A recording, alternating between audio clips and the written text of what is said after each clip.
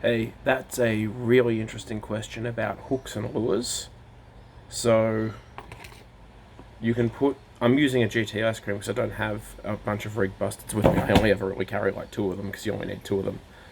You can put a treble on the end, but for a salmon in particular, as they're changing directions in the surf, if you hooked up a little bit, if you hooked really well, it's great. But if you hooked up a little bit, these extra prongs will push against other bits of the salmon and actually help it throw the hook, as will having a short connection. On top of that, if you get onto a school of them and it grabs the whole thing, now you've got to get a treble out of three prongs of a treble out of a salmon's mouth to get back onto the fish. So option one, like that, directly connected to the back of the lure, is okay. Option two is to do the same thing with a single. This gets much deeper, cleaner hookups because it doesn't have the other bits of the treble stopping it. It's really, really easy to unhook, and it's a little bit harder for the fish to throw when it doesn't have that on there. The way a lot of us are rigging things are with a little assist cord. So when it's tight on on the single, when it's tight, the salmon jumps and shakes its head around, and this is connected. So it's got this one's 3 ounce, but yours is 45 or 75 grams. When it jumps and it shakes its head, this is connected. So the weight of the lure as the salmon's shaking will actually help throw the hook out. This gives you a little bit more play.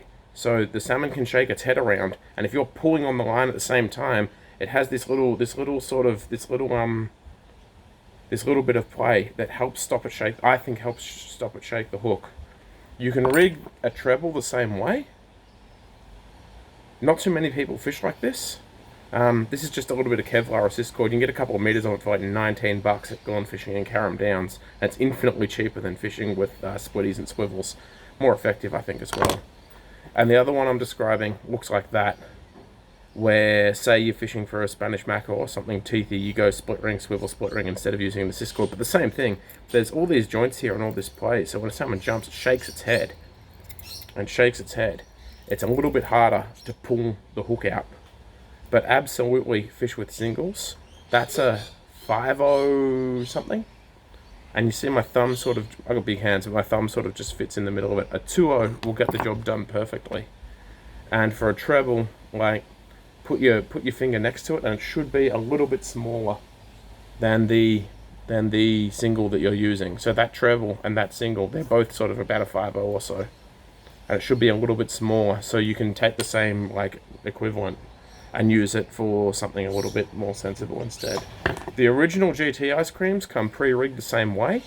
I don't like the cord they come with though, so I always change it, but that's how they're tying those on. I'm just using a couple of bow lines. That's a 2-loop snell, and the top end is just hooked on.